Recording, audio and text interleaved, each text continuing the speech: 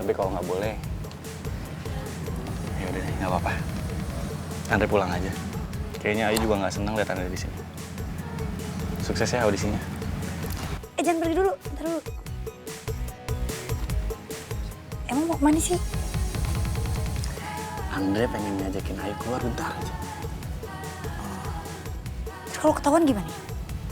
Andre yang jamin. Bener bang, suaranya keren banget deh bang. Masih kagak percaya? No, lihat no. Lihat bang. Wih, mantep Suaranya banget. paling mantep.